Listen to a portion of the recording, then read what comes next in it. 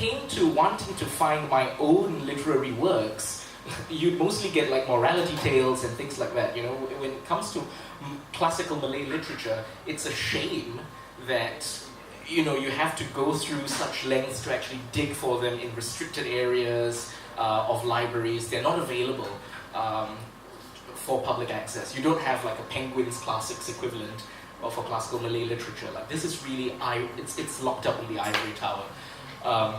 And that's you know, it's symbolic of how much they've even been sidelined, not just in academic discourse, but in Singaporean narrative itself. I started finding that I kept coming in my own mind up against this question of why like that. So like, why is this like this? Why are we like this? Why do people react like this? You do need to look at history to kind of get that deeper understanding. It's like, what do you mean you barricaded the school and had a sit-in? What do you mean that, you know, boys were creating human chains to protect the girls because you were fighting police? And, you know, all these things, and how they talked about it as if it was matter of course, and actually as if it was a responsibility that they protested and that they took action. And it was just a completely different way of seeing citizenship and action. And it really made me realize that whatever we thought of as Singaporean, this is a Singaporean way to do, this is how Singaporeans react to things, it's really a construct that has actually been completely changed over a very short time. Within one person's lifetime, we went from people who didn't think strikes or organizing or independent unions were anything special to people who think that it's kind of dangerous and a bit scary and a bit weird and we better not. I was like, wow, first of all, colour footage, island life, so-called kampong life. Kampong life got electricity, got telephone, got, you know, modern amenity. And so I was like, okay, we need to somehow take this and put this in the exhibition because I do not want to show all black and white photos. I don't want to make it sound like island life is this long distance, Sang-Nila Utama, romantic, whatever, nonsense, kampong, gotong royong, in the very nostalgic way, right? Like, not in the meme. I want to show that kampong life was alive, vibrant, 1991, and it ended because the government said, we're building a landfill, we're moving you all to the mainlands. And so we made sure to put that footage in. And so to break that myth in different ways is something I guess I think about doing. I don't have one strategy other than to poke in corners. One thing I hope to work on is the Hikayat Abdullah. So that's the autobiography of Abdullah bin Abdul Qadir, the secretary of Raffles. I mean, it's interesting, you know, you have this non-aristocratic Malay man from the 19th century who was working for, like, you know, American and European missionaries, describing the world of Singapore and Malaya from his very personal and intimate perspective, criticizing European colonial authorities, things like that. It's a voice that counters the gaze of the European. It's a voice that counters the hegemony of the colonial perspective in Singapore's narratives as well. And you know, I mean, it's incredibly subversive. A lot of what I do is more sort of by osmosis, or what I hope is by osmosis, which involves just hanging out with a lot of like old leftists and old activists and hoping that gems of wisdom will follow from me. Actually, that also then brings out one of the challenges, which is that a lot of these people that I meet don't actually realize that their life experiences to young Singaporeans are extraordinary. And so I will ask, like, you know, I've asked this particular old leftist. He's very famous among the old left circles for being what they call a hat trick, which is you were a student activist, then you're a union activist, then you go into politics and then get detained every time. So she's actually extraordinary, but every time I ask her for an interview, she's like, no need, I told people about this already. Nothing on, it's nothing, it's nothing. I see that constructed as some kind of modesty or humility. And I'm not saying that these people are not humble, but I also think that they have sort of internalized the way of thinking about their own stories. And then the challenge to you as the interviewer, even if it's a casual conversation with your grandparent, is like, okay, they're not going to tell it to me in that way because they don't think this. How can I find another way to come at it?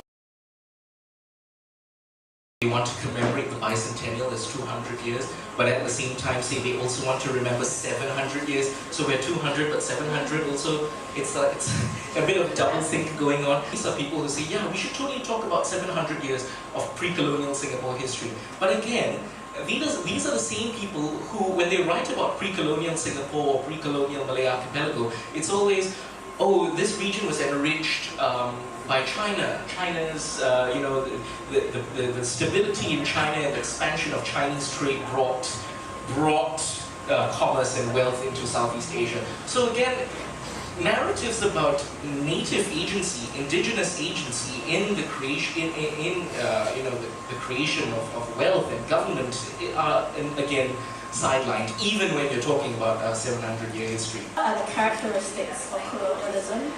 And I would wish that any sort of commemoration of the 200th anniversary of our becoming a colony would be to look at these characteristics of colonialism, because otherwise, what is the point of having it in supposedly post-colonial Singapore? I was in Scotland with my in-laws' family when this whole New Year message came out, and my father-in-law was just like, he was just really confused. He was just like, I understand like the white populations of Australia and New Zealand and Canada celebrating colonialism, but I've never heard of a country of non-white people celebrating their own colonization. Like, that was just very odd to him. He was just like, why are you celebrating your own enslavement? Like, it's just so odd. And I wish that we could examine that more. And just kind of poking at certain assumptions, because when a myth is so widely kind of publicized and pushed out and distributed and rammed down your throat, after a while you really do internalize it, even if your own logic tells you that it cannot be true. And so I remember having this conversation with my grandma, where she's like, oh, we should be grateful to Lee Kuan Yew because before him Singapore was nothing, and then like it was him that took us from the fishing village kind of kampong, kind of third world to first, so we must really be grateful to him. And I said, but was Singapore really like fishing village? Like, you were born in Penang, why did you come to Singapore? And she goes, oh, because Penang was so poor and there were so many more opportunities in Singapore. And I was like, then the fishing village is where? And she was just like, oh. and so, and then a friend said she had that exact same conversation with her mother. And I think it's just using these little opportunities to kind of poke at that and be like, this thing that you just said, is it really true? Even in your own memory, like, it doesn't need to be like, oh, you must have read this history book to know. It's kind of like, even in your own memory, is this true? For Malays, the predominant narrative is one of dispossession. So already the default setting that I was working with when I was speaking to my parents or grandparents was against this whole Lee Kuan Yew as the great developmentalist. More comes down more towards the substantiation of these beliefs, because it's a very like it's a deep impulse, but in terms of understanding the complexity of these narratives is sort of what I try to poke and push for when I'm having informal interactions with family members and friends. As to the man on the street, I mean, I'm not going to walk up to a stranger and start expounding on certain things. But yeah, I mean, in my limited capacity, that's what I do. Yeah, I was going to say in my limited capacity, I buy copies of Charlie Chan and give to everybody who doesn't want to read real books. And they say comic book, very easy to read. Christmas present, Merry Christmas, and then I just hand it out. Or the equivalent. I used to do that with films as well. Yeah, I think another thing, I'm a bit hesitant to have the framing of like man on the street, because the man on the street is related to somebody, and they it's not my job to evangelize or educate people I don't know, but in my own capacity, I am trying to make these narratives more well known, and the way to do that is to fund and support writers for doing this work. And so even if you don't think there are people in your life that you want to have these conversations with, or you don't have the time or ideas to start something yourself, a great way to do it is to fund alternative methods of storytelling and works of art any of these things that would otherwise die out because they don't have state funding. I think Kirsten can also say a bit more about this, but I think that there's a culture of fear that stops us from trying. And maybe that fear stops more than the government would actually stop. Yeah. I think sometimes the boundary is a lot, maybe not a lot, but it is actually further out than you think. Like that marker is a little bit further out than people think, and sometimes we err too much on the side of caution. I'm not saying this to recommend the experience to anyone, but lim kopi is also not as scary as it sounds. Basically, like a lot of things about being a citizen, I don't know. I don't know what my rights are if the police around. But I should know, because I live in this democratic country. And I do on paper have, I mean like, so, but there's also very little information about this kind of basic civic rights.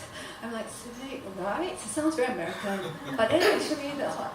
And and so for Kirsten talking about demystifying the questioning process or any of these encounters you have with the bureaucracy, especially the bureaucracy that has the power to detain you.